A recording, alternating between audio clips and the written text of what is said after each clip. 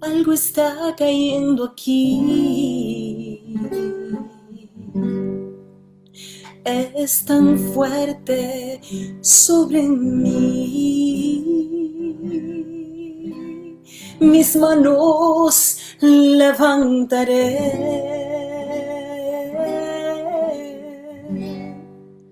y su gloria tocaré. Algo está cayendo aquí. Es tan fuerte sobre mí. Mis manos levantaré y su gloria hoy tocaré. Ya está cayendo su gloria sobre mí.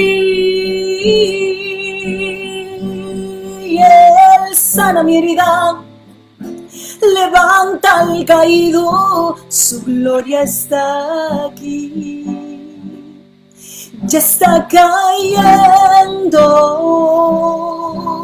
su gloria sobre mí.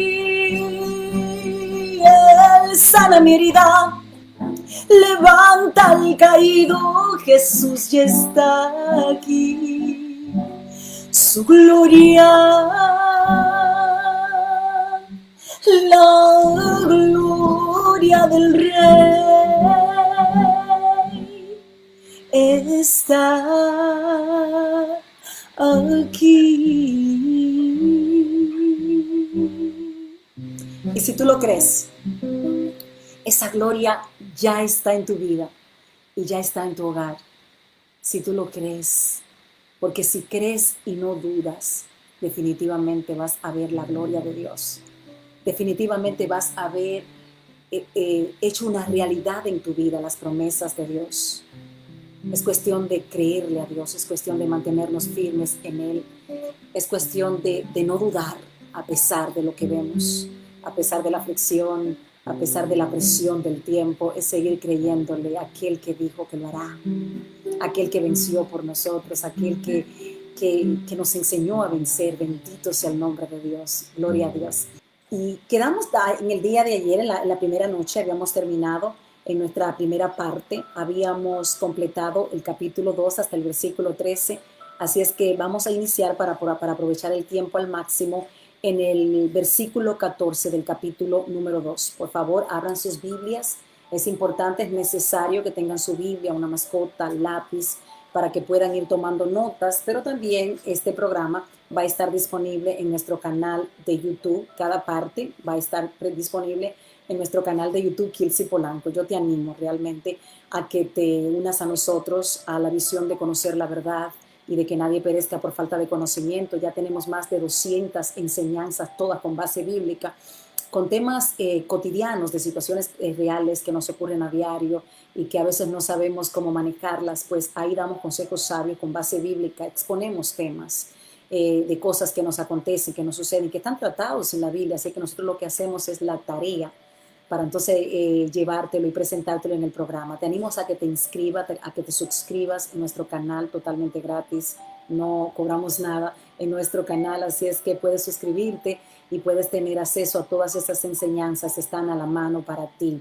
Y una vez te suscribas, puedes activar la campanita y así puedes recibir semanalmente todas las cápsulas, todos los programas que hacemos. Diariamente estamos presentando una cápsula y todas las semanas estamos haciendo 1 y 2 programas que serán de mucha bendición para tu vida. Así es que esta serie, este seminario del libro de Hebreos, de la carta de Hebreos, está también disponible en nuestro canal. Cada día estamos poniendo la parte que hacemos de ese día para que esté a tu disposición y puedas seguirlo estudiando y seguir escudriñando. Vamos a continuar hoy en el capítulo 2, Gloria a Dios, y vamos al versículo 14. Vamos a leer los versículos 14 y 15. Acompáñenme por favor con sus Biblias en el libro de Hebreos, en la carta de Hebreos capítulo 2, los versículos del 14 al 15.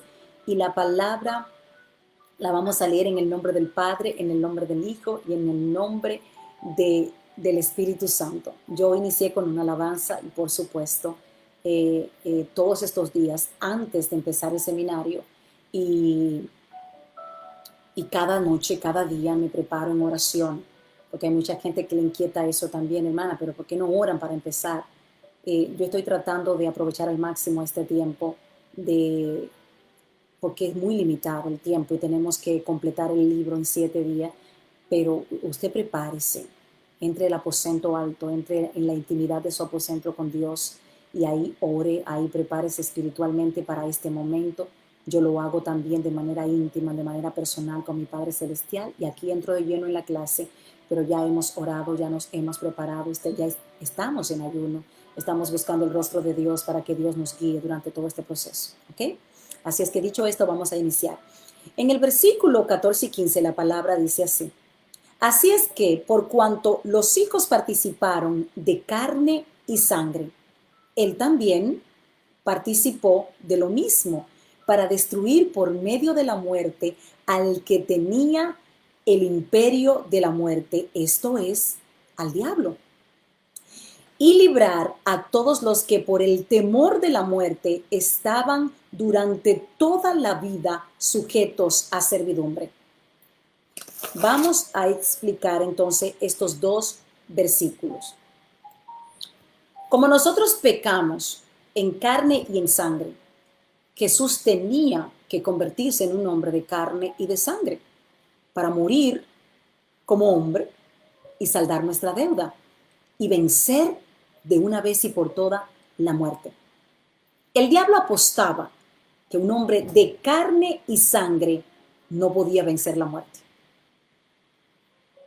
O sea, por tantos años que habían pasado ya, él entendía que había ganado la victoria y que era imposible, humanamente hablando, que un hombre de carne y de sangre pudiera lograr vencer la muerte. Porque lo único que vence la muerte es vivir una vida sin pecado. Y eso es algo que aparentemente se ha convertido en un imposible para el hombre. Vivir sin pecar, imposible, no se puede.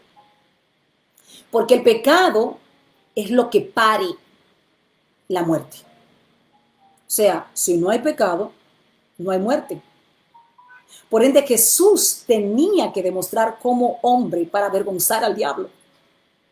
No podía hacerlo como el Hijo de Dios, sino que tenía que venir a la tierra y vivir en carne y en sangre todo lo que vivimos nosotros y padecer todo lo que nosotros padecemos. Entonces ahí, como hombre, él tenía que demostrarle al diablo y a todos sus diablos, sus ángeles caídos que estaban con él, que sí se puede vencer la muerte, que sí podemos en carne y en sangre vivir en perfección y en santidad. Jesús lo hizo y lo dejó establecido para nosotros. Por ende, el hombre, por temor a morir, terminaba muriendo. Escuchen esto, lo voy a volver a repetir. Por ende, el hombre, por temor a morir, terminaba muerto. Porque el hombre ignoraba que existía la resurrección. Explíqueme eso, hermana, porque no lo entiendo muy bien. Vamos a citar el caso de Pedro. Cuando se llevan a Jesús para que él cumpliera la muerte, para que él muriera, a Pedro le preguntan, ¿tú eres uno de ellos? Y Pedro dijo, lo negó por primera vez. Porque Pedro pensó, si yo admito que andaba con el maestro y que era uno de ellos, capaces de que me matan a mí también. O sea, Pedro había escuchado de la resurrección, pero no estaba seguro. Porque él vio a su maestro resucitando muertos. Pero una cosa es resucitar a otros y otra cosa es resucitarte a ti mismo. Probablemente pensó, bueno, pero el que hace los milagros se va a morir. Y si él se muere, ¿quién va a hacer los milagros? Entonces esa falta de convicción en nosotros provoca muerte. Porque por cuidar la vida, terminamos muertos. Como bien lo dijo Jesús, el que busca guardar su vida la pierde y el que la pierde, la gana. Así es que Pedro mintió, Pedro negó al maestro, porque tenía temor ¿de qué? De morir. Él pecó y pecaría en ese tiempo si era necesario para guardar la vida. Pero ahora, después que él vio al maestro resucitar, después que él pudo conversar con el maestro y estar 40 días y 40 noches con el maestro, después que él resucitó, él dijo, ya no, ni aunque me metan preso, ni aunque me quiten la vida, ni aunque me maten, yo lo vuelvo a negar. Porque ahora sí yo estoy convencido de la resurrección. Ahora sí me consta que aquel que mataron, que aquel que entregó su vida, pero que ellos lo llevaron hasta la muerte, resucitó, venció la muerte. Por ende, si él resucitó, si a mí me matan por él, él me puede resucitar. Entonces, en ese momento, Pedro recuperó lo más importante, el temor a la muerte. Porque el temor a la muerte estanca. Y el temor a la muerte te lleva a una muerte espiritual porque tú pecas si es necesario y haces lo que tengas que hacer con tal de, según tú, no perder la vida. Así es que preferiblemente, hermanos, ahora que nosotros sabemos que Jesús resucitó, que la tumba está vacía, que hay vida después de la muerte, preferiblemente es morir antes de pecar. Porque si pecamos y morimos en pecado sin Cristo, entonces ahí sí estamos verdaderamente muertos. Porque cuando resucitemos, vamos a resucitar para juicio, para muerte eterna, o sea, separación de Dios por la eternidad. Pero si morimos en Cristo, tenemos la garantía de que aún después de muerto resucitaremos, porque Él vendrá a resucitarnos. Vamos a leer el versículo 15. Gloria a Dios. Vamos a completar el versículo 15 que leímos. El que cree en Jesús y cree en la resurrección de Jesús no teme a la muerte. Completando este versículo 15. El que cree en Jesús y cree en la resurrección de Jesús no teme a la muerte, porque sabe que la muerte es la única puerta de entrar a la vida eterna. Escucha esto nuevamente. El que cree en Jesús y cree en la resurrección, ya no le tiene temor a la muerte, porque sabe que la muerte es la única puerta de entrada a la vida eterna. Ahora bien, ¿cuántos de nosotros, llamándonos cristianos, le hemos perdido el miedo a la muerte? ¿Cuántos de nosotros no tenemos inconveniente de morirnos esta misma noche? Yo he conocido a muchos cristianos aferrados a muerte a la vida. Yo he conocido a muchos cristianos que si le da una pequeña gripe, convocan a toda la congregación para que hagan una campaña de oración por ellos. Un terror terrible le tienen a la muerte. ¿Es eso una señal de que creen en la resurrección? Pablo decía, para mí el vivir es Cristo y el morir, ganancia. Yo no he escuchado, quizá usted sí, a un cristiano en este tiempo decir, para mí la muerte es ganancia. Pero es un miedo horrible, hermano. Le tenemos un terror, y si le tenemos terror a la muerte, entonces estamos dudando de la resurrección. Es un problema, hermano. Pero aquel que cree en la resurrección, aquel que cree que Jesús venció la muerte, le pierde el temor a la muerte y vive para cumplir un propósito en la tierra. Yo estoy aquí para cumplir el propósito de Dios, para hacer la voluntad de Dios. Pero cuando Dios entienda que es tiempo de partir, parto tranquila, sin ningún tipo de problema, sabiendo que aquel que resucitó me va a resucitar a mí también. Sabiendo que aquel que venció la muerte va a vencer la muerte por mí también y me va a permitir vivir con Él por la eternidad. Vamos a leer ahora los versículos del 16 al 17.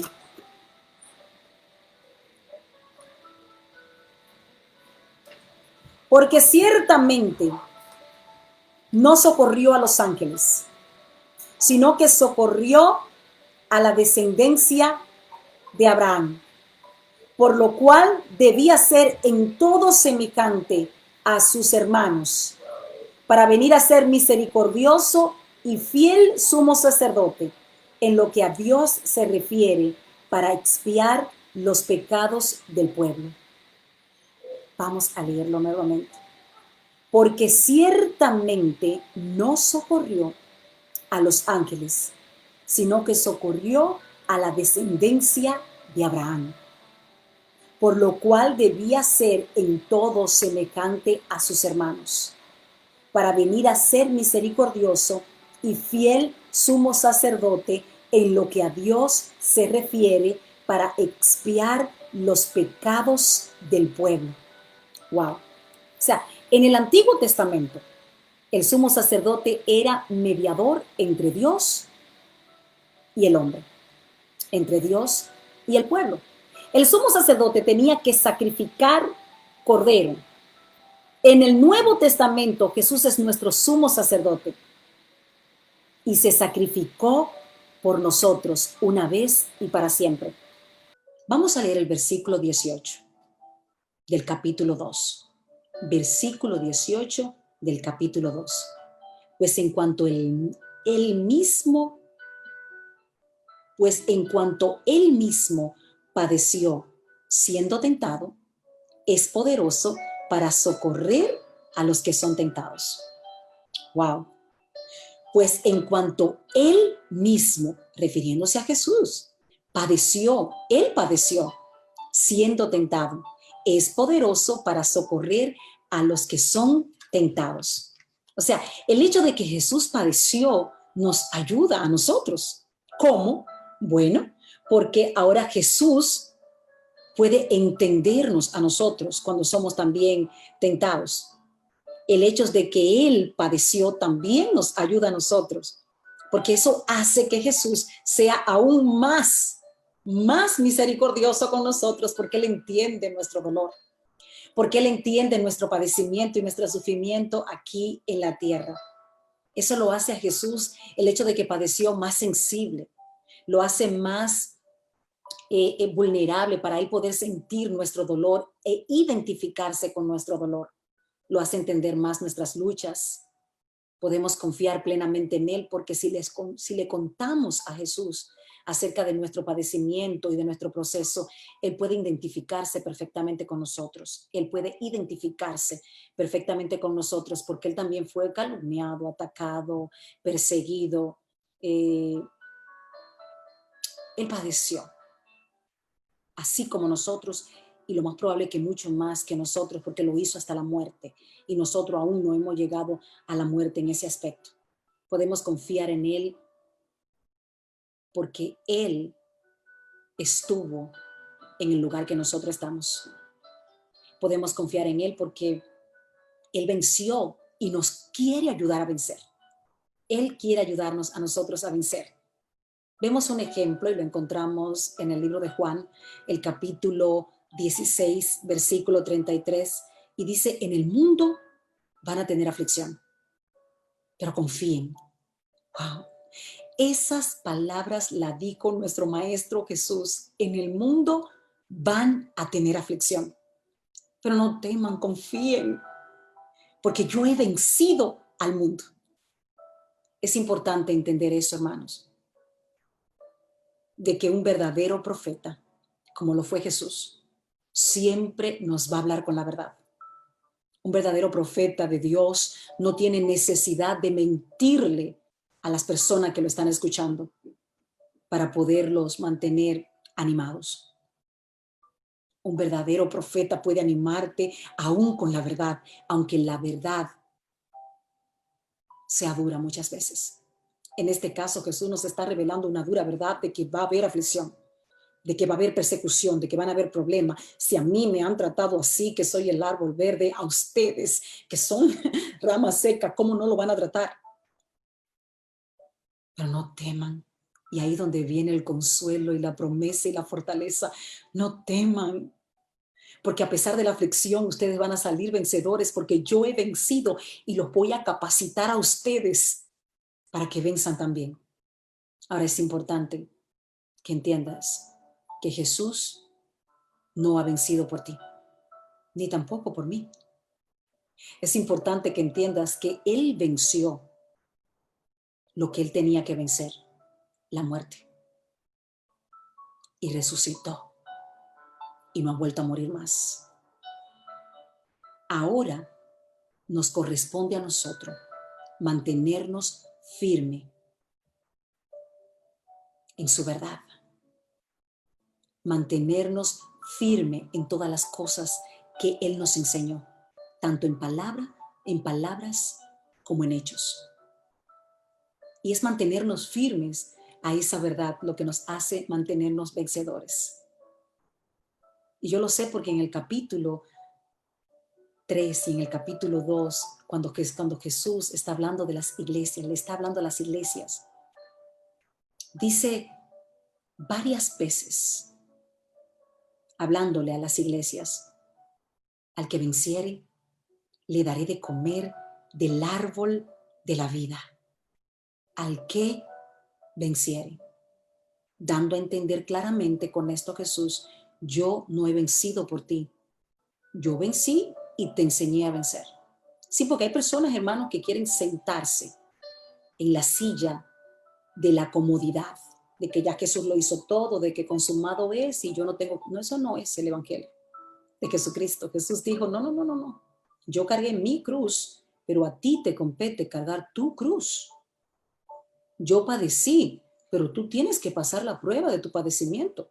Yo tuve mi desierto, mis tentaciones y mi ayuno, y me mantuve firme en la palabra, enseñándote a ti con la palabra y con hechos cómo vencer la tentación, cómo pasar el desierto sin pecar.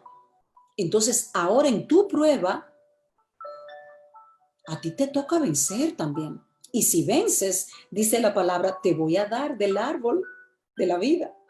Si vences, te voy a conceder el privilegio de que te sientes conmigo en mi trono. No, porque tampoco no son regalos que se pueden comprar en una tienda. Son galardones que solo Jesús puede darte, porque Él tiene la potestad, se le fue dada tanto en la tierra como en el cielo. Él dice, sabes que si tú vences, yo te voy a dar la oportunidad de que comas del árbol de la vida y el que coma de él no morirá jamás. Si tú vences, yo te voy a permitir que te sientes conmigo en mi trono. Te vas a sentar conmigo en mi trono. Si vences, óyeme bien, te voy a dar de un maná escondido que nadie ha comido de él. ¡Wow! Así es que si tú y yo queremos ese maná escondido que nadie ha comido, ese pan de vida que nadie aún lo ha comido y que está escondido, si tú quieres sentarte con Jesús en su trono, si tú quieres comer del árbol de la vida y vivir por la eternidad, tienes que vencer. Pero Jesús dice, pero no están solos. Yo sé que la carne es débil. Yo sé que el hombre es vulnerable, pero yo te voy a enviar a uno que te va a acompañar siempre, al Espíritu Santo. Y Él te va a ayudar a ser más que vencedor. Ahí tienes las doctrinas que te he enseñado. Ahí tienes las instrucciones que debes seguir para ser vencedor. Me tienes a mí como modelo porque modelé una vida perfecta y santa que agrada a Dios. Ahora tú solo tienes que seguir mis huellas, que seguir mis pasos y vas a ser más que vencedor. No temas, yo vencí. Y con ello te demostré, primero, que sí se puede vencer. Y segundo, te demostré cómo lograrlo, cómo vencer. Vamos a entrar entonces de lleno en el capítulo 3. Gloria a Dios, bendito Dios.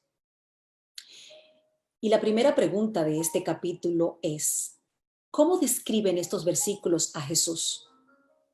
¿Cómo describen estos versículos a Jesús? Y vamos a empezar leyendo desde el versículo 1 hasta el versículo 6, en el capítulo 3 del libro de Hebreos. Por favor, acompáñenme. Y la palabra escrita dice así: por tanto, hermanos santos, participantes del llamamiento celestial, considerad al apóstol y sumo sacerdote de nuestra profesión, Cristo Jesús, el cual es fiel, al que le constituyó como también lo fue Moisés en toda la casa de Dios. porque de tanto mayor gloria que Moisés es estimado digno este, cuanto tiene mayor honra que la casa el que la hizo. Porque toda casa es hecha por alguno, pero el que hizo todas las cosas es Dios. Y Moisés, a la verdad, fue fiel en toda la casa de Dios, como siervo para testimonio de lo que se iba a decir. Pero Cristo, como hijo, sobre su casa, la cual casa somos nosotros, si retenemos firme hasta el fin la confianza y el gloriarnos en la esperanza. Wow. Vamos ahora a explicar en detalles estos versículos. Vamos a repetir la pregunta y vamos a tratar de responderla con la ayuda idónea de la Biblia en base a esos versículos que acabamos de leer. ¿Cómo describen estos versículos a Jesús? Primero, como apóstol. Estos versículos dicen que Jesús es nuestro apóstol y un apóstol es un enviado de Dios a nosotros. Así es que Dios envió a Jesús y él como apóstol llegó a nosotros para traernos las buenas nuevas de salvación. ¿Cómo presentan estos versículos a Jesús? Como sumo sacerdote. Y el sumo sacerdote es la máxima autoridad en la iglesia. Es el mediador entre Dios y el hombre. Nos lleva a Dios. Ese es el rol principal del sumo sacerdote, llevarnos a la presencia de Dios, acercarnos a Dios. Entonces, qué interesante es que Jesús, mientras estuvo en la tierra, dijo, yo soy el camino. Y como camino, Él es el camino perfecto, porque Él viene a nosotros y nos lleva al Padre. Él es el enviado que llega hasta nosotros y después que llega a nosotros, Él es también quien nos va a llevar al Padre, porque nadie llega al Padre si no es a través de nuestro Señor Jesucristo. Estos versículos también presentan a Jesús como un hombre fiel que fue constituido por Dios. Él es un hombre fiel, el cual Dios constituyó. Lo comparan inclusive con el profeta Moisés, pero es considerado superior a Moisés. Moisés fue realmente un gran líder para el pueblo judío. Él era sumamente importante para ese pueblo porque él los libró a ellos de la esclavitud egipcia. O sea, Dios escogió a Moisés como el libertador, como aquel varón valiente que iba a ir hasta Egipcio a sacar a su pueblo en libertad, pueblo que tenía 400 y un poco más. Tenía ya aproximadamente 430 años de esclavitud en ese pueblo. Y ellos gemían diariamente en su desesperación para que Dios tuviera misericordia de ellos y los sacara de aquella esclavitud. Había una promesa de que ellos irían a la tierra prometida, pero los años se hacían eternos para ellos hasta que llegó Moisés. Entonces Moisés era muy importante porque los liberó de aquella esclavitud de años ya en Egipto, los guió en el desierto, escribió también los primeros 5 libros del Antiguo Testamento. Él era profeta, era el profeta de Dios y Dios le dio a aquel pueblo la ley a través de Moisés, lo que conocemos como las tablas de la ley que tienen los 10 mandamientos. Él fue el profeta más grande de las Sagradas Escrituras hasta que llegó Jesús. Porque Jesús merece mayor honor que Moisés. Y vamos a explicar por qué. ¿Por qué Jesús merece mayor honor que Moisés? Porque Moisés libró al pueblo de la esclavitud, pero Jesús libró al pueblo de la muerte eterna. ¡Wow! Dicho esto, entonces queda claro que efectivamente el papel que desempeñó Jesús es superior al de Moisés. No es lo mismo que te liberen de la esclavitud. No es lo mismo que te den libertad de la esclavitud a que te libren de la muerte. porque aún siendo esclavo, al menos sigues vivo, pero muerto. Y morir sin Jesús, que eso indica muerte eterna, es el fin del hombre. La muerte sin Cristo es el fin del hombre, porque ahí termina todo. Ya no hay nada que hacer cuando estamos muertos. Simplemente dormimos, como dice la palabra, y el único que puede despertarnos es Jesús. Moisés era siervo de Dios, pero Jesús era el hijo de Dios. Moisés anunció a Jesús. O sea, antes de que Jesús naciera, ya Moisés calmaba al pueblo y le decía, no se preocupen, que viene uno de en medio de nosotros, uno que va a ser profeta y les va a hablar a ustedes la verdad de parte de Dios. Y él se refería a Jesús. Por eso Jesús también en este tiempo es nuestro profeta, el escogido por Dios para que nos hable en este tiempo. Jesús conocía a Moisés antes de que Moisés fuera. Escuchen esto. Jesús conocía a Moisés antes de que Moisés fuera, porque Jesús siempre ha existido desde antes de la creación del mundo junto a su Padre. Lo vemos también en Génesis, cuando el Padre invita al Hijo y al Espíritu Santo, hagamos al hombre a nuestra imagen y semejanza. O sea, antes de que el primer hombre fuera creado, ya Jesús existía. Y la Biblia misma habla de la preexistencia de Jesús. Si Jesús es superior a Moisés, ¿no es entonces superior a nuestros líderes de este tiempo?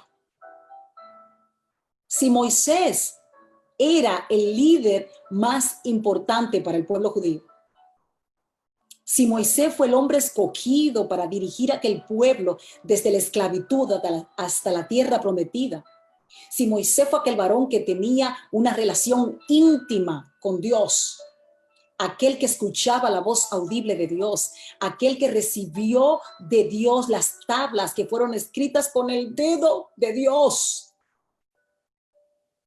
es inferior a Jesús. Y Jesús es superior a Moisés. ¿Creen ustedes que los líderes de este tiempo, eso que nosotros admiramos y que seguimos y que escuchamos, son superior a Jesús? Yo creo que ya es tiempo, hermano, de que nosotros empecemos a despertar en esto y a entender que todo aquel que no esté alineado a las enseñanzas de Jesús, que todo aquel que no sea un eco de la voz de Jesús y repita las mismas enseñanzas de Jesús, no es merecedor de nuestra atención y de que nosotros recibamos y escuchemos, y mucho menos que practiquemos su mensaje. Yo creo que ya es tiempo de empezar a comparar a los líderes actuales que tenemos con Jesús y empezar a aceptar, como lo tuvo que hacer el pueblo judío, al menos los que se convirtieron del judaísmo al cristianismo, tuvieron que aceptar, en contra probablemente de su propia voluntad, que Jesús es superior a Moisés. Así es que nosotros, aún en contra de nuestra propia voluntad, si queremos permanecer fiel a Jesús, si queremos ver esa salvación hecho realidad en nuestra vida, tenemos que empezar a entender que no hay líder en la actualidad que supere el liderazgo de Jesús y que no hay líder en la tierra que pueda salvar al hombre, y el único es Jesucristo.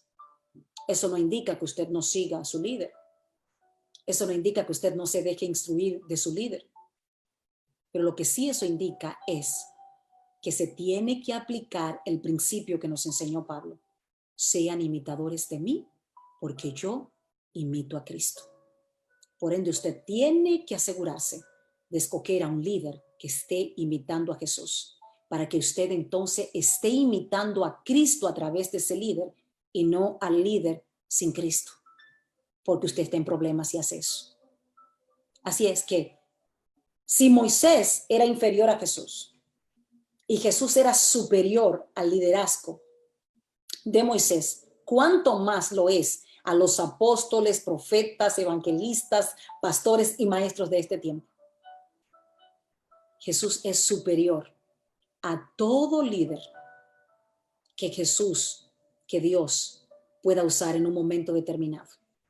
Yo simplemente soy una sierva que estudié esta verdad responsablemente y con mucha profundidad, que traté minuciosamente de escudriñar el contenido de esta carta para compartirlo con ustedes. Pero me aseguré de no ponerle añadidura a esto. Me aseguré de no ponerle levadura a esto, porque yo no puedo enseñar nada que esté fuera de lo que Jesús ya enseñó. Lo que Jesús dice está por encima, hermanos, de lo que podamos decir nosotros. Por ende, la verdadera voz que tenemos que escuchar y la verdadera voz que tenemos que seguir es la voz de Jesús. Así es que nosotros, si queremos ser escuchados, debemos ser simplemente un eco que repite con exactitud lo que ya Jesús dijo. Él lo dijo, yo lo retengo y lo repito como eco para adelante. Y usted también lo escucha, pero hay que tener cuidado, que usted escuche bien para que lo pueda repetir bien. Debemos someternos a lo que imitan a Jesús y obedecer a Jesús antes de obedecer a los hombres. Y eso fue una enseñanza que también aprendimos del apóstol Pedro, quien dijo, me es necesario, y se lo dijo a grandes líderes religiosos, me es necesario obedecer a Dios antes que a los hombres. Siguiente pregunta, ¿cuál es el peligro de dudar de Dios y no creerle a Dios? ¿Cuál es el peligro de dudar de Dios y no creerle a Dios? Vamos a leer los versículos en el capítulo 3, del 7 al 15. Gloria a Dios. Vamos a leer los versículos. Bendito Dios. En el capítulo 3, del 7 al 15. El reposo del pueblo de Dios. Dice, por lo cual, como dice el Espíritu Santo, si oyeres hoy su voz, no endurezcáis vuestros corazones, como en la provocación en el día de la tentación en el desierto, donde me tentaron vuestros padres, me probaron y vieron mis obras 40 años, a causa de lo cual me disgusté contra esa generación y di que siempre andan vagando en su corazón y no han conocido mis caminos. Por tanto, juré en mi ira, no entrarán en mi reposo. Mirad, hermanos, que no haya en ninguno de vosotros corazón malo de incredulidad para apartarse del Dios vivo. Antes exhortaos los unos a los otros cada día, entre tanto que se dicen hoy, para que ninguno de vosotros se endurezca por el engaño del pecado. Porque somos hechos participantes de Cristo, con tal que retengamos firme hasta el fin nuestra confianza del principio. Entre tanto que se dice, si oyeres hoy su voz, no endurezcáis vuestros corazones como en la provocación. Wow, bendito Dios. Vamos a evaluar un poquito estos versículos y la pregunta es, ¿cuál es el peligro de dudar de Dios y no creerle a Dios? Noten que la decisión de creer en Dios es nuestra. La palabra es dada. Dios siempre nos ha hablado a través de profetas, a través de ángeles, a través de jueces. Dios siempre ha buscado la manera de comunicarse con su pueblo. Dios nunca ha castigado a su pueblo antes de advertirle en la condición de pecado que ellos están. Dios siempre les habla y les da tiempo para que se arrepientan y para que puedan alinearse a la voluntad de Dios. Pero el hombre o se hace que no lo escucha, o se tapa los oídos para no escucharlo, o sencillamente ignora de manera directa el mensaje de Dios. Entonces, ¿cuál es el peligro de dudar de Dios? ¿Saben ustedes que a este tiempo, luego de esta Biblia haber sido tan leída, tan traducida en tantos idiomas, tan producida, uno de los libros más reproducidos, ¿saben ustedes que aún hay personas que dicen, ¿y Dios existe? ¿Y hay un Dios? Si hubiera un Dios no pasará esto. En vez del hombre asumir responsabilidad por su pecado, trata de culpar a un Dios que ellos ni siquiera conocen. ¿Cuál es el peligro de dudar de Dios? Que no heredamos la promesa. Nadie que dude de Dios va a recibir las promesas que están declaradas por Dios. Hay que creer, es necesario creer en Dios para poder recibir la herencia de vida eterna. ¿Cuál es el peligro? Que no entramos en el reposo de Dios. Y el reposo de Dios significa descanso. El descanso de la persecución, el descanso de la amenaza constante de la muerte, el descanso a las enfermedades, porque cuando vivamos en la eternidad con Dios ya no va a haber más enfermedad, ni lágrimas, ni vamos a envejecer. Ese va a ser el tiempo de reposo, el tiempo de descanso. ¿Cuál es el peligro de dudar de Dios? Que nos quedamos vagando hasta la muerte en el desierto. Nos quedamos vagando hasta la muerte en el desierto. Ese fue el escenario perfecto del pueblo de Dios. Ellos salieron de Egipto y aquello era un viaje de hacerlo en unos 11 días, máximo diríamos 15 días, si iban destinados a llegar. Si ellos hubiesen estado decididos a llegar, ese viaje probablemente le tomaría unos 11 o 15 días si caminaban un poquito más despacio. Pero ellos duraron 40 años vagando en el desierto. ¿Y saben por qué? Porque dudaron de Dios.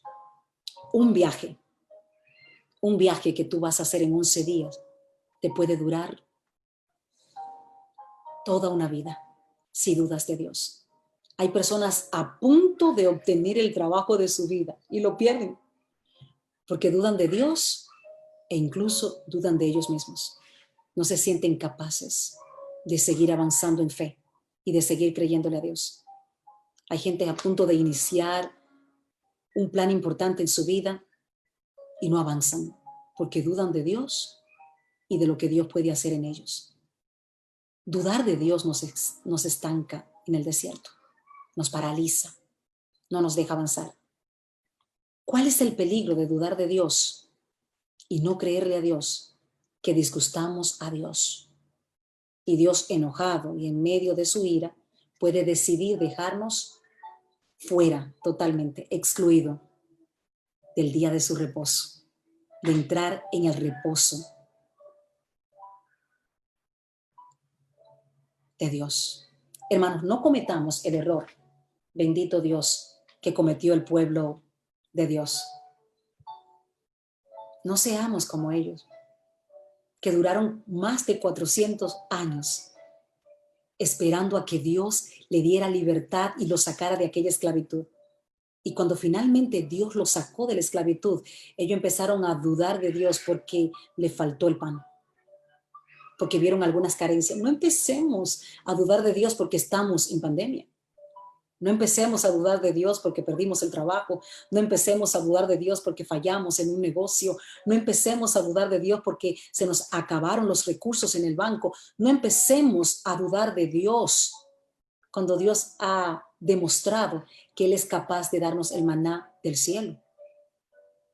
O sea, Dios de la nada sabe producir algo, porque es su palabra lo que produce todo. Él habla y las cosas son. Siguiente pregunta. ¿Quiénes fueron los que habiendo oído le provocaron? ¿Quiénes fueron los que habiendo oído la palabra de Dios aún así lo provocaron? Vamos a leer el versículo 16 del capítulo 3 del libro de Hebreos. Dice, ¿quiénes fueron los que habiendo oído le provocaron? ¿No fueron todos los que salieron de Egipto por mano de Moisés? Wow. O sea, ellos escucharon los testimonios de sus antepasados. Ellos conocían el poder que Dios tenía. Ellos sabían las promesas que Dios les había dado a ellos. Ellos vieron cómo Dios permitió que llegaran 10 plagas a Egipto y ninguna de esas plagas lo tocó a ellos. Ellos vieron cómo con la última plaga Dios lo libertó a ellos de esa esclavitud, donde todo primogénito de los egipcios murieron, pero ningún primogénito del pueblo de Israel murió. Ellos vieron y fueron testigos de cómo Dios le abrió el mar rojo Y después de ver todo eso, ¿dudaron? ¿Eso ofende a Dios, hermano? Dios hoy te dice, me ofende que dudes de mí después de lo mucho que yo he hecho por ti. Tú sabes, dice Dios, todo lo que yo he hecho en tu vida. Todas las veces que has levantado tu mirada para darle la gloria a Dios porque ha sido bueno y misericordioso contigo. ¿Cómo es posible que ahora porque estás pasando por un trance, que ahora porque estás pasando por una crisis, que ahora porque estás pasando por un problema, olvides todo lo que yo he hecho por ti? Qué interesante que la palabra dice aquí, ¿quiénes fueron lo que habiendo oído le provocaron? No dice que fueron únicamente los líderes, sino que no dice que fueron únicamente los espías, porque eso es lo que muchos creen. Que los espías que fueron a ver la tierra prometida, llegaron 10 de ellos, eran 12, y 10 de ellos llegaron con un testimonio negativo. Sí, la tierra fluye leche y miel. Hay unas uvas, unos frutos buenos, pero esa gente son grandes, esa gente nos van a derribar, esa gente van a acabar con nosotros. Pero el asunto es que ellos eran 10, comparado con los miles y miles que habían salido de Egipto. Por ende, era la opción del pueblo sencillamente no creerle. ¡Qué coincidencia! 12 espías van a la tierra prometida. 10 de ellos dan un testimonio negativo de que no iban a poder entrar, de que ellos iban a ser derribados cuando entraran, de que iban a perecer. Y 2 de ellos dijeron, si Jehová está con nosotros, entremos. Vamos a ser más que vencedores porque no somos nosotros los que vamos a vencer, es Jehová que va a vencer por nosotros. El pueblo tenía la opción de creer en el testimonio de esos 2 testigos, de esos 2 espías, pero el pueblo decidió unirse a la mayoría, a los 10. Entonces aquí no solo los espías, sino todo el pueblo que se unió a creerle a ellos que no podían. Y ellos tenían que decirle, claro que podemos.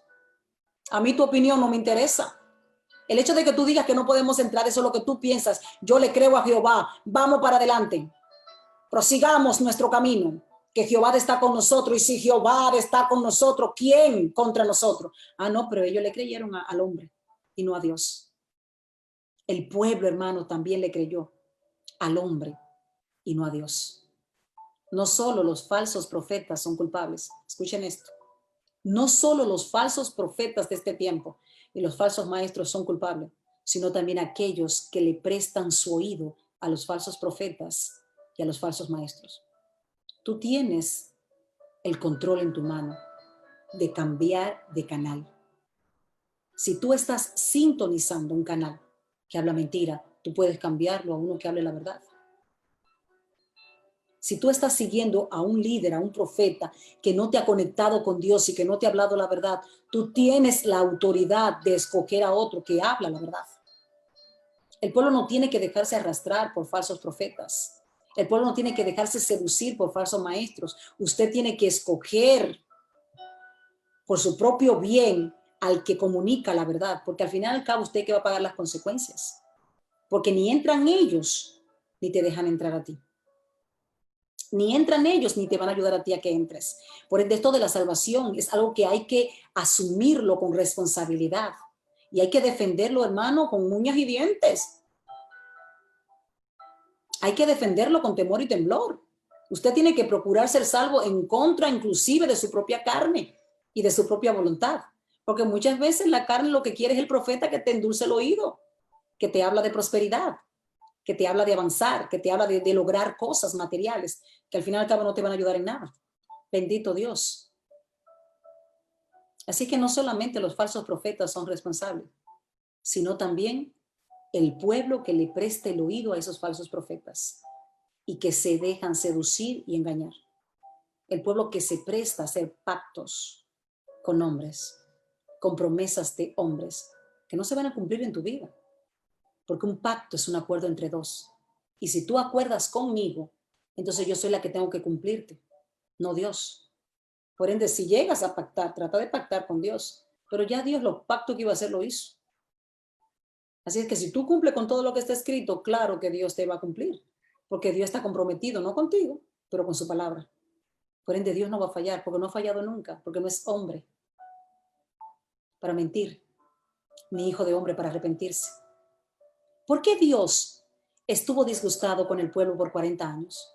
¿Por qué Dios estuvo disgustado con el pueblo por 40 años? Versículo 17. Dice, ¿y con quiénes estuvo él disgustado 40 años? ¿No fue con los que pecaron, cuyos cuerpos cayeron en el desierto? ¡Wow! ¿Y con quiénes estuvo él disgustado 40 años?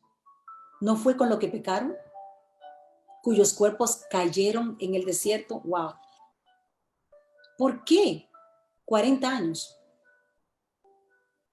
¿Por qué el pueblo tuvo que durar 40 años en el desierto? Porque cuando Dios le dijo a Moisés que mandara a los espías a que examinaran la tierra, pero era para conocer el plan de cómo entrar. O sea, en ningún momento Dios lo mandó a que ellos decidieran si podían o no podían entrar, porque ya Dios le había dado esa tierra por heredad a ellos. O sea, no se trataba de analizar si vamos a entrar o no, si podremos o no. Es simplemente ve y mira lo que hay, evalúa el lugar para que ustedes puedan dirigir al pueblo cuando el pueblo entre. Eso era todo. Ellos iban, examinaban todo y le traían el testimonio y ahí hacían un plan de cómo entrar a la tierra prometida. Pero no, ellos estando allá, esos 40 días, fueron 40 días que duraron ellos espiando la tierra. ¿Dudaron los 40 días de Dios? Eso está fuerte, nosotros no, ¿qué va? Ay, pero mire esa gente que grande. Esa gente son fuertes. No. Esta tierra está muy cerrada por todos los lados. Está, ay, no. ¿Y quién va a poder entrar aquí? Por cualquier lugar que intentemos entrar nos van a ver, nos van a atrapar, nos van a vencer. Imposible. Entonces Dios dijo, tú duraste 40 días dudando de mí en esa tierra que yo te prometí y que yo me voy a asegurar que ustedes la hereden, porque yo no puedo mentir, ni puedo permitir que mi palabra no se cumpla, que ustedes van a durar 40 años en el desierto. O sea, el castigo que les voy a dar es un año por cada día que dudaron de mí. Hermano, hay que tener cuidado con eso. El pueblo dudó de Dios 40 días y recibió castigo por eso 40 años. Un año en el desierto por cada día que dudaste de mí. Eso es algo para ponernos a pensar y tratar de ubicarnos en que no debemos dudar de Dios porque trae su consecuencia. Todos, escuchen esto, todos los que dudaron de Dios perecieron en el desierto. ¿Cuántos salieron de la tierra de Egipto? ¿Cuántos salieron de la esclavitud? Más de 600,000. Escuchen esto. Más de 600,000 salieron de la tierra de Egipto, de la esclavitud que ellos tenían en Egipto. Y de eso, más de 600,000, solo 2 pudieron entrar en la tierra prometida. Y los otros que entraron fueron los que nacieron en el desierto. Porque ellos, dudando de Dios, dijeron, a nosotros nos van a matar y olvídate de los niños y de las mujeres que también van a ser derribados. Si con nosotros, que somos hombres de guerra, van a ser triza, ¿cuánto más con los niños? Y Dios, en su enojo, dijo, esos niños que ustedes dicen que no van a poder entrar, yo los voy a entrar. Y ustedes que dudaron de mí, no van a entrar. Así es que los que nacieron en el desierto entraron junto con Caleb y con Josué, que no dudaron. Los 2 que no dudaron, entraron. Y los que nacieron en el desierto, que ellos pensaban que no iban a poder entrar porque eran niños, Dios los entró en la tierra prometida. Y tú y yo, si dudamos de Dios y si no creemos en Jesús, también seremos excluidos de la Jerusalén, de la santa Jerusalén prometida. Dudar de Dios nos excluye de estar en la presencia de Dios. Dios no puede permitir que una persona que dude de Él esté viviendo con Él. Amén. Vamos a leer los versículos 18 y 19 para completar de esta forma el capítulo 3. ¿Y a quiénes juró que no entrarían en su reposo, sino aquellos que desobedecieron? Y vemos que no pudieron entrar a causa de la incredulidad. Wow. A causa de la incredulidad. O sea, la falta de fe apartó al pueblo de Dios de Dios. Escuchen esto. O sea, no fue un crimen, no fue un gran delito. El simple hecho de dudar de Dios en el desierto, el simple hecho de no creerle a Dios, los descalificó a ellos para poder entrar en la tierra prometida. Entonces, sin fe, hermano, es imposible agradar a Dios. Dudar de Dios, de que Él puede proveer para ti, de que Él puede guiarte en medio del desierto, de que Él es tu consolador, de que Él es tu vengador, de que Él es el que tiene tu vida en la palma de su mano. Dudar todo eso, dudar de que Jesús resucitó, dudar que Jesús puede resucitarte, nos lleva a ser excluido de los planes de Dios. Dios sacó a aquel pueblo de Egipto con las mejores de las intenciones. La verdadera intención de Dios era entrarlos a todos en la tierra prometida. Pero ellos, por dudar de Dios en el desierto, provocaron su propia muerte y perecieron en el desierto. Y los que nacieron en el desierto, para vergüenza de ellos, fueron a los que Dios le permitió entrar en la tierra prometida. Así que muchos de nosotros que tenemos tiempo ya congregándonos, si empezamos a dudar de Dios a este nivel de nuestra vida, puede que nosotros quedemos excluidos y ahora los que lleguen nuevos tengan una fe nueva, una fe llena de emoción, llena de luz, llena de pasión por Dios. Sí, pues hay gente que está en el primer amor, pero hay gente que se han apartado del primer amor. Hay gente que con el tiempo en la congregación se van enfriando, pero no podemos enfriarnos, sino que tenemos que avivar esta fe en Dios todo el tiempo. Y la fe viene por el oír y oír palabra de Dios. O sea que a mayor conocimiento de la palabra, menos probabilidades de apartarnos de Dios. Amén. Así es que la falta de fe nos aparta de Dios. Vemos el ejemplo perfecto, lo encontramos en Hebreos también, capítulo 11:6, que dice que sin fe es imposible agradar a Dios. Sin fe, definitivamente no entraremos en el reino de los cielos. Así es que, como los judíos no entraron en Canaán, nosotros no entraremos en la Santa Jerusalén si no creemos fielmente en nuestro Dios. Vamos a empezar de lleno entonces en el capítulo 4 de esta carta de Hebreos que estamos estudiando. Y la primera pregunta que vamos a hacer en este capítulo es: ¿en qué ayuda oír la palabra de Dios si no la creemos? ¿En qué nos ayuda oír la palabra de Dios si no la creemos? Vamos a leer los versículos del 1 al 3. Temamos pues, no sea que permaneciendo aún la promesa de entrar en su reposo, alguno de vosotros parezcamos no haberlo alcanzado, porque también a nosotros se nos ha anunciado la buena nueva como a ellos, pero no les aprovechó el oír la palabra por no ir acompañada de fe en los que la oyeron. Wow. O sea, nosotros, al igual que el pueblo del Antiguo Testamento, tuvimos la misma oportunidad de tener acceso a escuchar la palabra de Dios.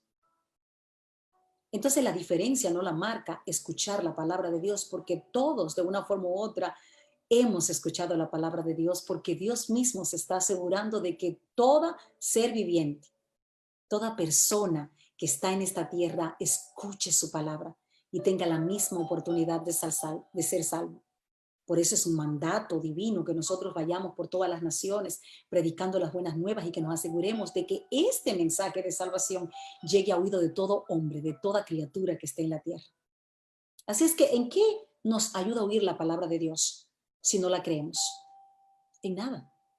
O sea, Dios te puede decir perfectamente hoy, ve, que yo te voy a abrir el mar rojo.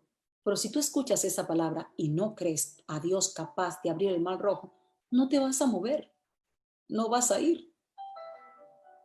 Hay personas, hermanos, que aún viendo el mar abriéndose, empiezan a pestañear y a decir, no, yo tengo que estar alucinando esto. Hay gente que viendo el milagro enfrente de sus ojos, aún así siguen dudando. Aún así tienen temor de cruzar el mar porque ¿y si se cierra? ¿Y si no está abierto de verdad? ¿Y si soy yo que estoy viendo mal?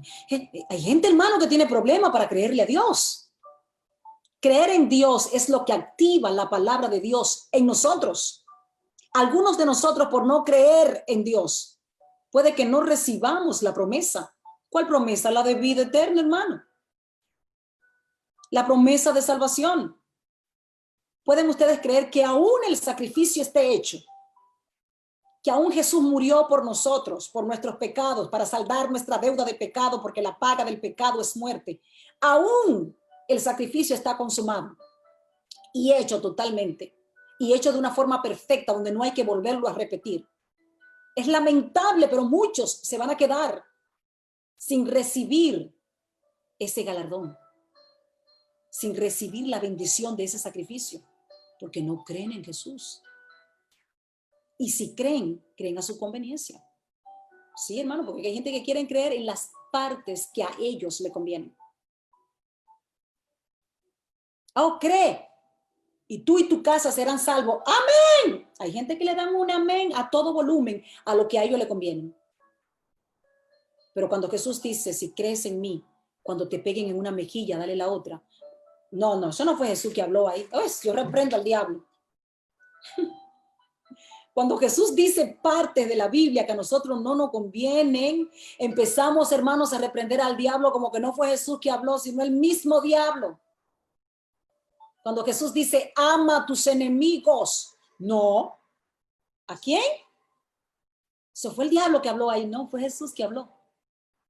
Creer en Jesús es creer en todo lo que Él enseñó. Creer en Jesús es no excluir las doctrinas que a mí no me convienen, o incluir únicamente las que me convienen. Cuando usted cree en Jesús, usted lo recibe todo de Jesús. La salvación está disponible ¿para quién? Para todos, hermanos. Y está al alcance de todos. Pero hay que recibirla y hay que retenerla. O sea, si tú y yo no somos salvos, ¿por qué no queremos? Porque si quisiéramos, pudiéramos, porque es que está al alcance de todos. Jesús no murió por los judíos solamente. Jesús no murió solamente por una raza específica. No, hermano. Aquí es donde se para la mente humana para entrar a una mente divina. Aquí no se trata, hermano, de pobre o rico. Aquí no se trata de blanco o negro. Aquí no se trata de gente de alta alcurnia o de baja alcurnia. Aquí se trata de que todos somos un cuerpo en Cristo. Aquí se trata de que todos juntos, en armonía, hacemos funcionar ese cuerpo a su máxima capacidad. Aquí nadie es más importante que nadie. Aquí el pobre tiene el mismo derecho a ser salvo que el rico. El blanco tiene el mismo derecho a ser salvo que un negro. Aquí todos tenemos la misma oportunidad. El asunto es creerle a Jesús, creer en su doctrina, someternos a sus enseñanzas, recibir esa salvación. Hay personas que saben que ganan la vida eterna con Cristo, pero por no soltar el mundo, prefieren soltar a Cristo. ¿Cómo? Sí, hermano, no se alarme. Hay gente que por no soltar el mundo, sueltan a Cristo. Hay gente que por no soltar su vida pecaminosa prefieren soltar a Cristo. Hay gente que cuando tú le hablas de Jesús, no ven a Jesús, sino que según ellos ven al diablo, porque ¡ay! ¿Y qué me van a quitar? ¿Qué tienes tú que pueda tener más valor que Jesús? En el Antiguo Testamento, ellos conocían la voluntad de Dios, pero no les aprovechó el oír.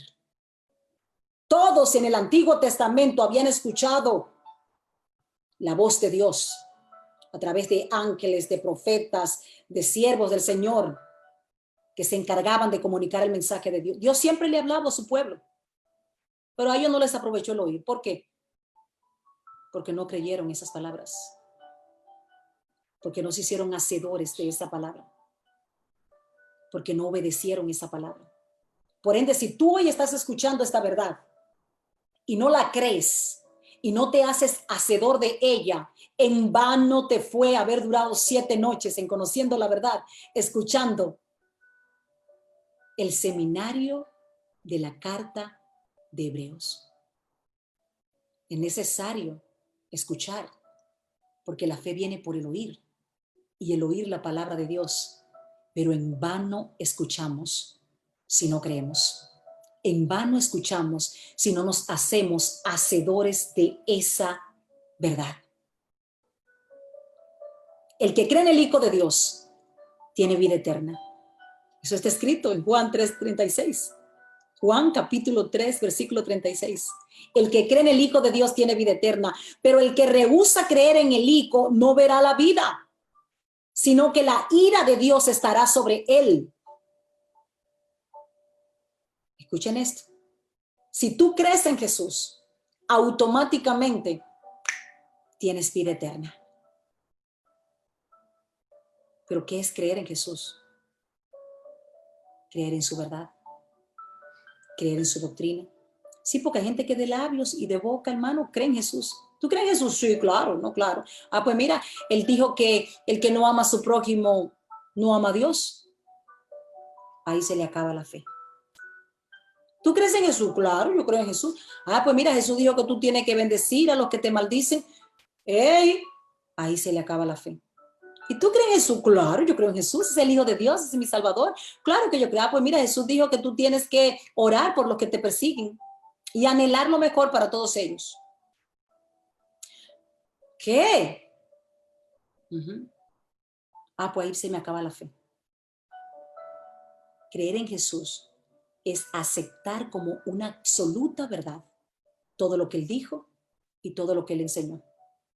Creer en Jesús es someternos, hacernos hacedores de su voluntad.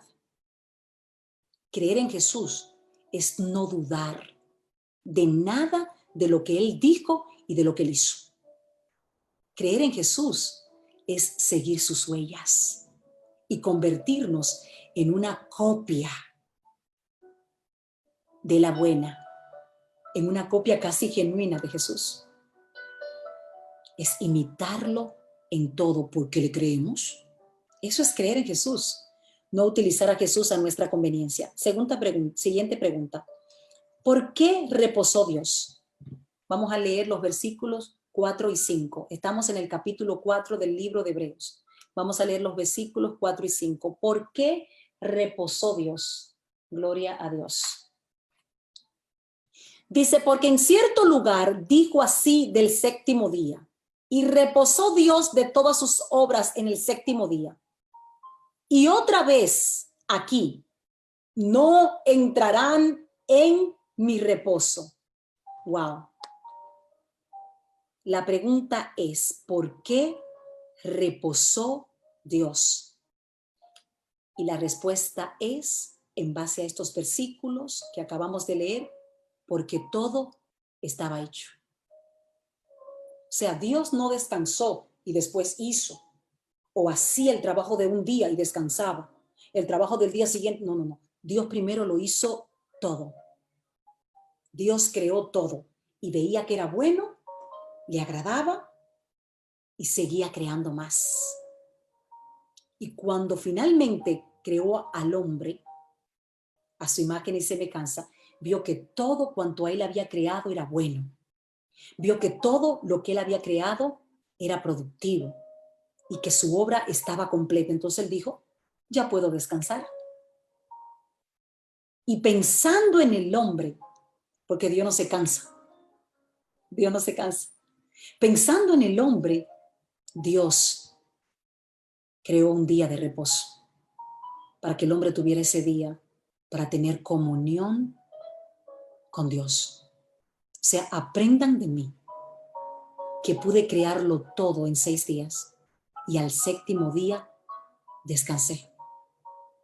Aprendan de mí que después de haberlo hecho todo, saqué un tiempo para descansar. Por ende, el hombre tiene 6 días para trabajar y un día para descansar y reposar en la presencia de Dios. Un día para entrar en comunión con Dios. Un día para buscar el rostro de Dios. Entonces, ¿por qué Dios reposó? Porque todo estaba hecho. No había pecado, no había imperfección. Dios no simplemente creó las cosas, Él evaluó su propio trabajo.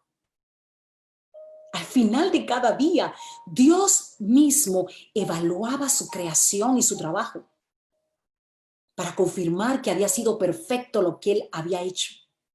Y una vez confirmado que lo que había hecho era perfecto, entonces proseguía a seguir creando más. Y una vez terminado todo, Él dijo, ya todo está hecho, ya todo es perfecto, ahora sí puedo descansar. Nada quedaba pendiente. Todo había sido hecho. Se descansa cuando la obra está completada.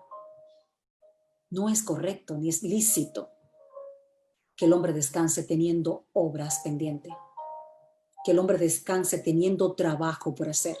Eso es un acto de irresponsabilidad. Usted es una persona irresponsable si usted descansa mientras hay labor que hacer. Usted descansa luego que el trabajo ha sido hecho. Pero ¿quién dañó la obra de Dios? ¿Quién estropeó el trabajo perfecto que Dios hizo? El hombre. El hombre pecó y con su pecado arruinó la perfección de la obra de Dios. Por ende, el hombre con su pecado terminó con el descanso de Dios. Cuando el hombre peca, hace la obra de Dios perfecta, imperfecta. Y esa imperfección levanta de nuevo al Padre, enfoca de nuevo al Padre en empezar nuevamente a trabajar para redimir a un hombre perfecto que yo lo hice a mi imagen y semejanza, para llevarlo otra vez a la perfección del principio. ¿De qué reposo podemos? Hay gente todavía disputándose eso. Hay gente, hermanos, que atacaba a Jesús por el sábado. Y Jesús dijo, pero esta gente sí está desubicada. Y ustedes me están juzgando a mí porque hago el trabajo de mi padre un sábado, pero mi padre aún trabaja. Jesús mismo le dijo a ellos, a los que guardaban el sábado, aquellos que básicamente ya estaban empezando a idolatrar el sábado. Le digo, pero es que ustedes no han entendido el reposo. Se descansa cuando la obra es perfecta. Se descansa cuando el trabajo está terminado y completo. Pero si el trabajo no está completo, ¿para qué vamos a descansar habiendo trabajo pendiente? Mi padre aún trabaja y yo también, redimiendo al hombre y limpiándolo del embarre que hizo cuando se ensució con el pecado. Mi padre y yo no podemos dormir tranquilo viendo al hombre perdiéndose en sus delitos y pecados. ¿De qué sábado tú me estás hablando a mí? Si ese descanso lo terminó el hombre cuando arruinó la obra perfecta de mi padre. ¿De qué descanso tú me estás hablando? Si desde ese momento mi padre y yo insaciablemente, incansablemente, esa es la palabra. Estamos luchando día y noche para redimir al hombre. Llegará el día, dice el Señor. Llegará el día en que cuando el hombre sea totalmente redimido, cuando yo termine ya con la muerte, cuando yo resucite a los que han de ser resucitados, cuando ellos vuelvan a vivir otra vez en la santidad y en la perfección en la que los creó mi Padre, en que volveremos a guardar ese día de reposo como debe ser. Mientras tanto, Déjenme trabajar, decía Jesús, porque mi Padre aún trabaja. Déjenme trabajar, porque la obra no está completa, porque el hombre la completó con sus imperfecciones. Déjenme trabajar, porque no hay manera de sentarnos a reposar mientras hay almas perdiéndose en sus delitos y pecado. No está mal, dice Jesús, hacer el bien en el sábado.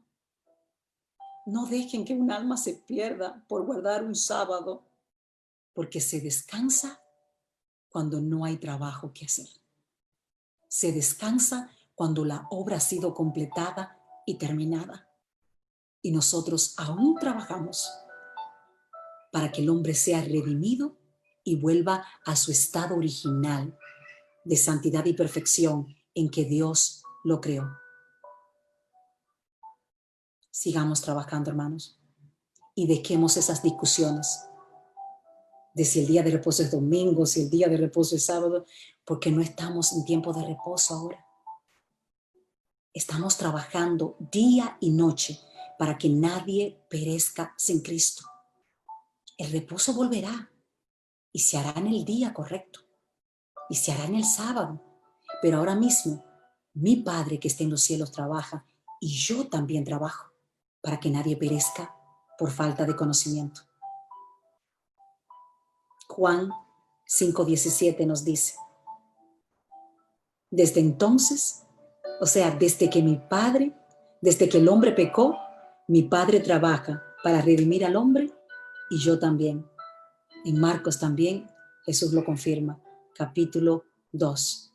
Así es que si Jesús sigue trabajando, si el Padre de nuestro Señor Jesucristo sigue trabajando para que ningún hombre perezca, pudiendo ser rescatado, pudiendo ser redimido con la sangre de Cristo, ¿cuánto más nosotros deberíamos seguir trabajando? E incluso el día en que nos congregamos, estamos trabajando más que nunca, predicando el evangelio, comunicando esa verdad, ayudando a los hermanos. No hay tal descanso, hermano, mientras la obra no se vuelva a completar, mientras la obra no vuelva a ser terminada y perfecta. Ya vendrá el tiempo del descanso. Siguiente pregunta: ¿quiénes no entrarán en el reposo de Dios? ¿Quiénes no entrarán en el reposo de Dios? Vamos a leer el versículo 5 del capítulo 4 del libro de Hebreos. Dice: y otra vez, aquí no entrarán en mi reposo. Y otra vez aquí no entrarán en mi reposo. Los que no crean en Jesús no van a entrar en el reposo. Los que no creen en Jesús no entrarán en el descanso de Dios. Los que no se arrepientan de una forma genuina y verdadera. Aquel que no esté dispuesto a renunciar al hombre viejo para ser una nueva criatura en Cristo, no entrará en el descanso de Dios. Los que no se dejen redimir por Jesús no van a entrar en el descanso, en el reposo de Dios. Los que no hacen la voluntad de Dios no van a entrar en el reposo de Dios, porque ¿cuál es el reposo de Dios? No es un día en específico. El reposo de Dios es descansar de las obras. El reposo de Dios es deleitarnos en la perfección de la obra. El reposo de Dios es cuando todo está perfecto. El reposo de Dios es cuando nadie está viviendo una vida pecaminosa, cuando no hay maldad, cuando no hay envidia, cuando no hay codicia, cuando todo eso termine y estemos en una santidad absoluta, genuina y verdadera. Entonces estamos en el verdadero reposo de Dios. Y Dios lo está diciendo bien claro: ponte en la línea. Ponte en el lugar que debes estar. Debes entender que si no crees en Jesús no vas a entrar a mi reposo. Debes entender de que si no te arrepientes, aún Jesús se sacrificó por ti, no vas a entrar en mi reposo. Si no te dejas redimir por Jesús, no vas a entrar en mi reposo. Si no haces mi voluntad, te dice Dios hoy, no vas a entrar en mi reposo, porque no calificas para entrar en mi reposo. Vamos a leer los versículos 6 y 7. Bendito Dios, de este mismo capítulo 4 del libro de Hebreos. Gloria a Dios. Estoy revisando la hora porque no quiero que nos pasemos del tiempo. Bendito Dios. Gloria a Dios. Y la palabra dice así en el versículo 6 y 7 del capítulo 4.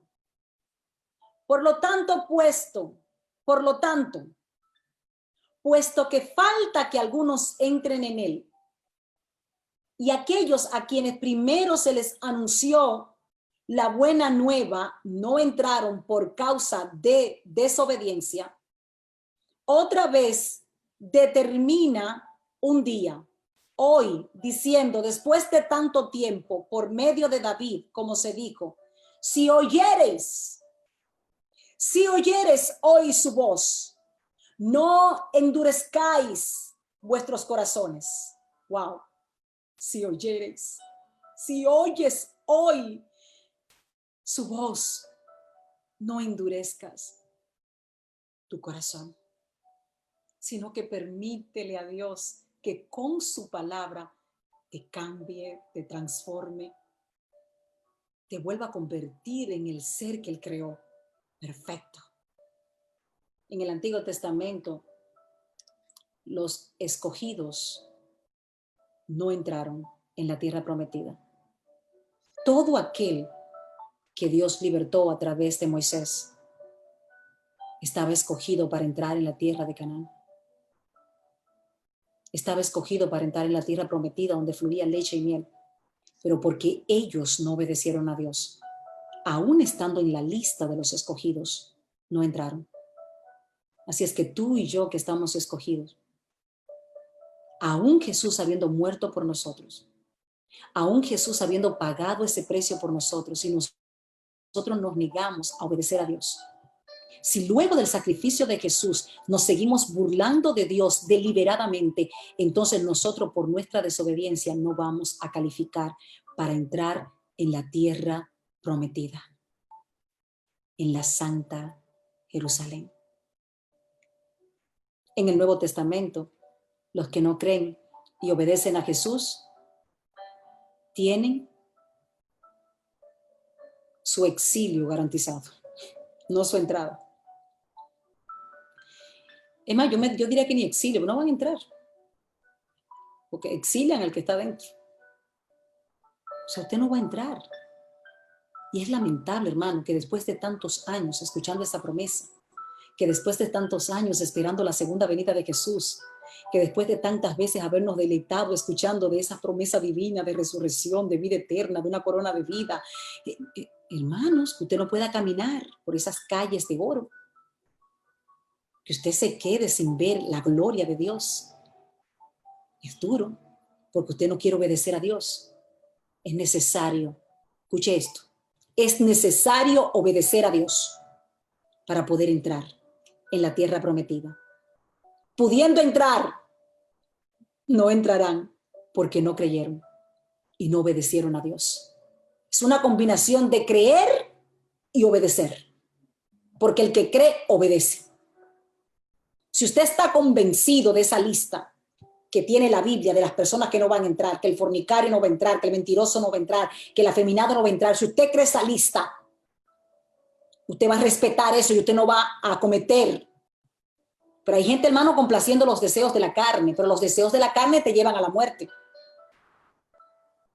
Hay cristianos, hermano, que quieren seguir el cristianismo y otros que están dispuestos a renunciar al cristianismo, creyendo ellos que si renuncian al cristianismo es una religión, pero no están renunciando a Dios con eso. Que están diciendo, llevo años, hay gente que lo han dicho públicamente, yo llevo años complaciendo una religión y llevo años complaciendo a lo que dice la gente, yo me voy a complacer yo. Te equivocaste, no vas a entrar. Todo aquel que procura complacerse a sí mismo no va a entrar en la tierra prometida, por cuanto la primera condición que Jesús te pone es niégate a ti mismo. Toma tu cruz y sígueme. Todo el que agarra la mano de Jesús está haciendo un pacto con Jesús y aceptando, ya no es lo que diga yo, sino lo que digas tú. Ya no es lo que yo quiero, sino lo que tú quieres. Ya no es mi camino, sino tu camino. Esa es la realidad, hermano. Si todavía usted quiere complacer su carne y usted quiere hacer lo que usted quiere y usted está arrepentido de no ser usted mismo, porque yo no soy yo quiero ser yo. Si usted quiere ser usted, entonces usted no es cristiano. Porque el que quiere ser cristiano, dice como dice Pablo, ya no vivo yo, sino que vive Cristo en mí. El que quiere ser cristiano se niega a sí mismo. Se olvida de sí mismo. Si usted piensa mucho en usted y usted quiere ser usted, usted no es cristiano. Porque si usted fuera cristiano, usted no quisiera ser usted, sino que usted quisiera ser como Cristo. Pudiendo entrar, no van a entrar porque no obedecen a Dios. Así es que si oímos hoy la palabra de Dios, no endurezcas tu corazón. Vamos a creerle a Dios. Vamos a obedecer a Dios para entrar en el reino de los cielos. ¿Qué es necesario para entrar en el reino de los cielos? Negarte a ti mismo. ¿Qué es necesario para hacer la voluntad de Dios? Olvidarme de mi propia voluntad. Todo el que tiene voluntad propia no tiene la voluntad de Dios. Todo el que tiene sueños personales no está en los sueños de Dios. El que tiene un encuentro personal con Dios está pendiente de la voz de Dios. Habla Dios. Revélame tu voluntad. No sea como yo quiero, sino como tú quieres. Padre, hágase tu voluntad tanto en la tierra como en el cielo. Como cuando a Jesús le decían, Jesús, ven a comer. Y él decía, es que mi comida es hacer la voluntad de mi Padre. Es que mi mayor deleite es hacer la voluntad de mi Padre. Cuando usted ha tenido un encuentro con Dios, usted se deleita pareciéndose a Él. Usted se deleita porque así fue que Él te creó a su imagen y semejanza. Si te estás pareciendo a ti, te estás alejando de Dios. Si te estás pareciendo a Dios, entonces estás obteniendo tu personalidad auténtica con la que fuiste creado, a imagen y semejanza de Dios. Qué interesante. Así es que si oímos la voz de Dios, por amor a Dios, hoy no endurezcamos nuestros corazones. Vamos a creerle a Dios y vamos a obedecer a Dios para finalmente poder entrar en el reino de los cielos. Dios no va a dejar de ser Dios porque tú no lo obedezcas. Tiene miles de ángeles allá arriba que lo adoran, hermano. 24 horas al día. Dios no necesita tu adoración, ahora tú necesitas estar en la presencia de Dios, porque fuera de Dios nosotros estamos secos, estériles, incapaces de producir nada, porque somos ramas secas, desconectados de la vid verdadera. Esa es la verdadera condición del hombre. Gloria a Dios. Seguimos. Vamos a leer ahora los versículos del 8 al 13. Gloria a Dios. En el capítulo 4 del libro de Hebreos. Y dice, porque si Josué les hubiera dado el reposo, no hablaría después de otro día. Por tanto, queda un reposo para el pueblo de Dios. Porque el que ha entrado en su reposo también ha reposado de sus obras, como Dios de las suyas. Procuremos, pues, entrar en aquel reposo, para que ninguno caiga en semejante ejemplo de desobediencia. Porque la palabra de Dios es viva y es eficaz. Y es más cortante que toda espada de 2 filos y penetra hasta partir el alma y el espíritu, las coyunturas y los tuétanos, y discierne los pensamientos y las intenciones del corazón. Y no hay cosa creada que no sea manifiesta en su presencia. Antes bien, todas las cosas están desnudas y abiertas a los ojos de aquel a quien tenemos que dar cuenta. Wow. El verdadero reposo será cuando Jesús reine y la vida del hombre vuelva a tener la perfección que tenía en un principio cuando Dios lo creó. Ese es el verdadero reposo. Entrar en ese nivel de santidad, en ese nivel de descanso, donde ya no hay que hacer obras, donde ya no hay que predicar este evangelio porque todos conocen a Dios y obedecen a Dios a la perfección. ¡Qué descanso! Puede tener un padre o una madre que está viendo a su hijo perderse en las drogas. o en la prostitución? ¿Qué descanso puede tener un pastor viendo a sus ovejas descarriadas, aparentando ser cristianos en la congregación el día que se congregan y fuera de ese día andan perdidos en sus delitos y pecados? ¿Qué descanso puede tener un gobierno lleno de ladrones, de delincuentes, de violencia, de pandillas? ¿Qué descanso pueden tener los niños que están siendo criados por padres que abusan de ellos? ¿Qué descanso puede tener una mujer que está siendo físicamente y verbalmente abusada por su esposo? ¿Usted le llama a eso descanso? Porque usted se congrega un día en la iglesia. Dios dice no. Para mí el descanso no es apartar un día para ir al templo. Para mí descanso es ver la plenitud de la perfección de la obra terminada. Dios dice hoy, para mí el descanso es ver que nadie está padeciendo a consecuencia del pecado. Para mí el descanso es ver la armonía entre los hermanos, conviviendo como hermanos en la tierra que yo he creado para ellos. Para mí el descanso, para mí el reposo, es mirar y contemplar la obra que yo hice y ver con mis ojos que todo cuanto yo he creado es perfecto y que no hay maldad, que no hay pecado, que no hay nada que pueda estropear esa obra perfecta que Dios hizo. Qué triste, hermano, es que por falta de conocimiento nos hayamos conformado a la idea de que el reposo de Dios es un día en la congregación, de que el reposo de Dios es apartar un día para adorar a Dios. Dios dice, tu adoración no me es grata cuando estás en pecado. Tu adoración no me huele bien, no es un olor grato cuando estás en imperfección, cuando estás subyugando y maltratando a la viuda y al huérfano. No es un día en la congregación a lo que yo llamo reposo, dice Dios.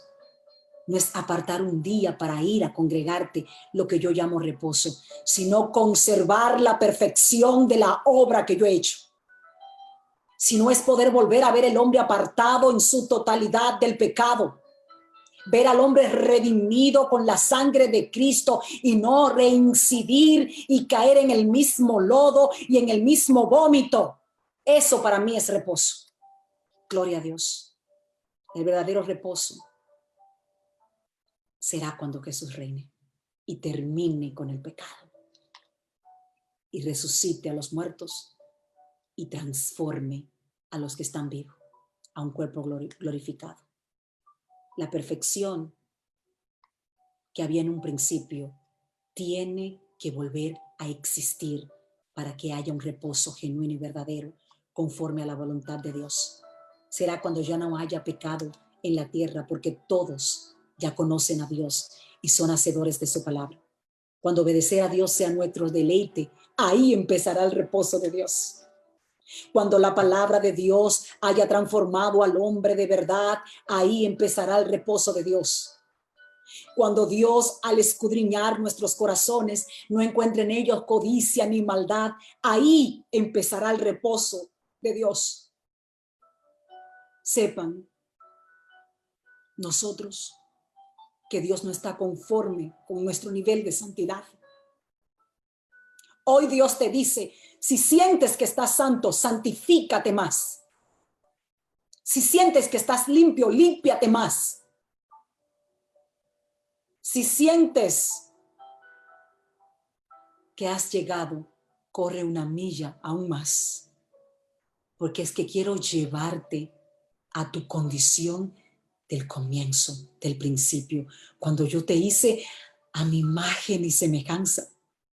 Yo quiero que cuando yo vea a mis hijos adoptados a través del sacrificio de Jesús, que yo los he adoptado, quiero que cuando yo lo vea a ellos pueda ver a Cristo en ellos, porque en Jesús yo estoy complacido.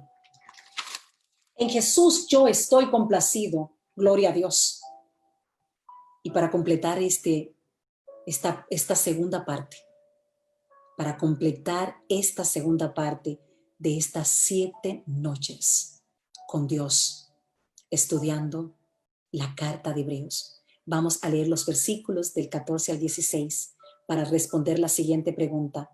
¿Es Cristo superior al sumo sacerdote del Antiguo Testamento? ¿Es Jesucristo superior al sumo sacerdote del Antiguo Testamento? Sacerdocio que empezó con la tribu de Leví, con el sumo sacerdote Aarón. Vamos a ver qué dice la palabra en los versículos del 14 al 16. Gloria a Dios. Jesús, el gran sumo sacerdote. Por tanto, teniendo un gran sumo sacerdote que traspasó los cielos, Jesús, el Hijo de Dios, retengamos nuestra profesión. Repito el versículo 14, hermano, escúchalo atentamente. Por tanto, teniendo un gran sumo sacerdote que traspasó los cielos, Jesús, el Hijo de Dios, tengamos nuestra profesión, porque no tenemos un sumo sacerdote que no pueda compadecerse de nuestras debilidades, sino uno que fue tentado en todo según nuestra semejanza, pero sin pecado. Acerquémonos pues confiadamente al trono de la gracia para alcanzar misericordia y hallar gracia para el oportuno socorro. ¡Wow! ¡Qué promesa tan hermosa! ¿Es Cristo superior al sumo sacerdote del Antiguo Testamento? Sí, hermanos, en todo el sentido de la palabra.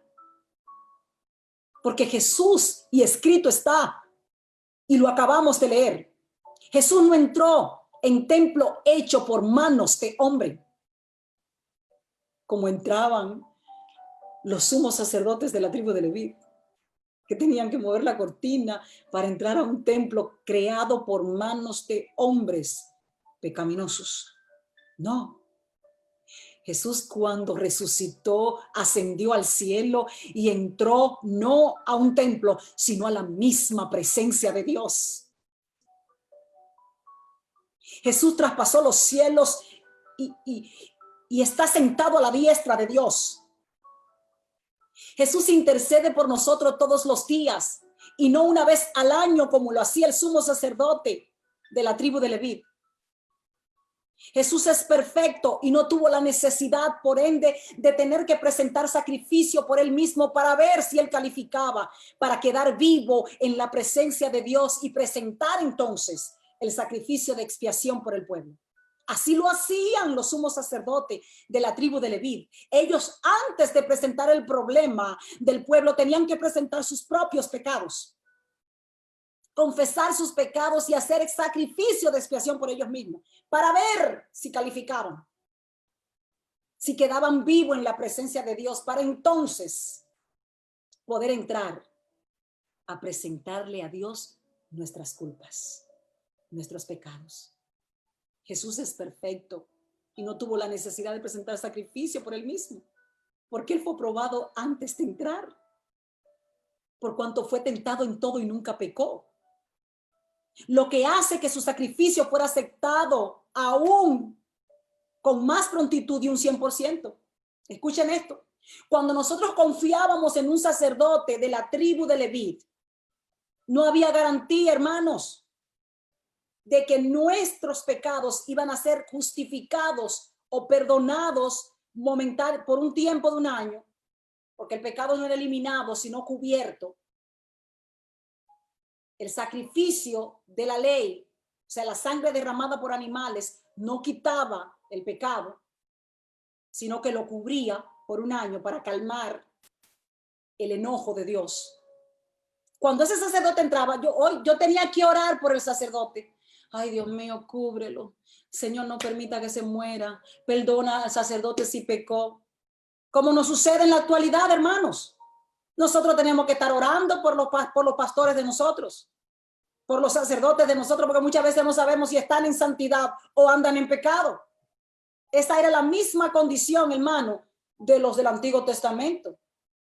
Pero ahora yo tengo un líder, yo tengo un pastor. Pero si mi pastor falla, yo no estoy en problema porque él no es mi sumo sacerdote. Aleluya. Mi sumo sacerdote es Jesús, el Hijo de Dios. Aquel que no entró en un templo hecho con manos de hombres, sino que ascendió al cielo y llegó a la misma presencia de Dios y se sentó a la diestra de Dios. Aquel que no intercede por mí una vez al año, sino que constantemente todos los días, 7 días a la semana, 24 al día, está intercediendo por mí. Padre, perdónala. Tú sabes que yo morí por Kirsi. Padre, ella falló y quizás se deslizó, pero Padre, yo derramé mi sangre por ella. Padre, dale una nueva oportunidad. Yo no tengo que orar por Jesús, porque Jesús no peca. Yo no tengo que sentir el temor y la preocupación de que mi sumo sacerdote va a fallar o puede morir. ¿Y qué va a pasar conmigo ahora? Porque esa otra, ellos morían, pero ahora nuestro sumo sacerdote no morirá jamás porque él venció la muerte. Yo tengo un sumo sacerdote por la eternidad. Aleluya, gloria a Dios. Claro que Jesús es superior al sumo sacerdote de la tribu de Leví en todos los sentidos. El de la tribu de Leví solamente entraba a un templo terrenal, hecho por manos de hombre. El del Antiguo Testamento tenía que ver si calificaba. Él tenía que presentar sacrificio por él mismo para que sus propios pecados fueran perdonados, para luego él, de ser perdonado, entonces empezar a interceder. Este no. Este sumo sacerdote de nosotros, que es Jesús, el Hijo de Dios, es sin pecado. Fue aprobado por Dios. Está a la diestra de Dios. Intercede por nosotros todo el tiempo, 24 horas al día, y no va a morir jamás. Por ende, yo tengo garantizado por toda mi vida, por todos los años que viva, un sacerdote que vive por la eternidad.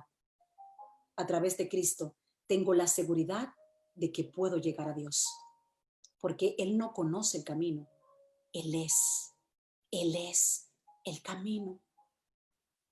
Nuestro sumo sacerdote Jesús será nuestro sacerdote por la eternidad, para siempre, pues Él no morirá jamás.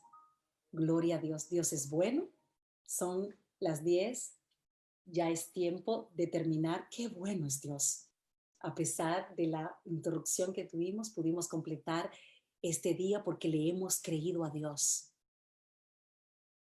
Han habido adversidades, han habido inconvenientes, pero Dios ha manifestado su gloria y nos ha permitido, a pesar de todo, completar la segunda noche de 7 noches en la presencia de Dios, escuchando a Dios hablarnos a través de su escogido, de su enviado, de su profeta Jesús, su Hijo en el que Él tiene complacencia.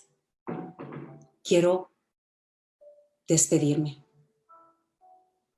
invitándote a que busques esta transmisión en nuestro canal de YouTube Kirsi Polanco. Ahí está disponible la enseñanza del día de ayer y vamos a colocar también esta enseñanza para que la puedas repetir y la puedas estudiar y la puedas compartir. Suscríbete a nuestro canal y sé bendecido a través de él. Conoce la verdad y la verdad te hará libre. Padre, quiero bendecir a cada persona que se ha conectado con nosotros. En el nombre de Jesús. Padre, yo te pido que le concedas el privilegio a ellos y a nosotros que estamos impartiendo esta palabra de vida, a reunirnos mañana en nuestra cita a las 8 de la noche, una noche más, la tercera noche en la presencia de Dios, escuchando a Dios hablarnos a través de su Hijo.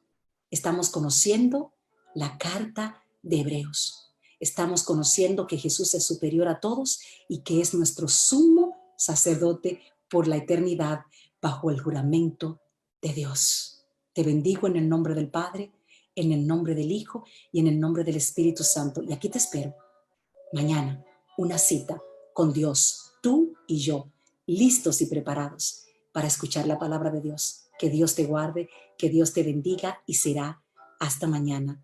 Bendiciones. Usted puede ver este programa y muchos otros más en nuestro canal de YouTube, Kirsi Polanco. No olvide de suscribirse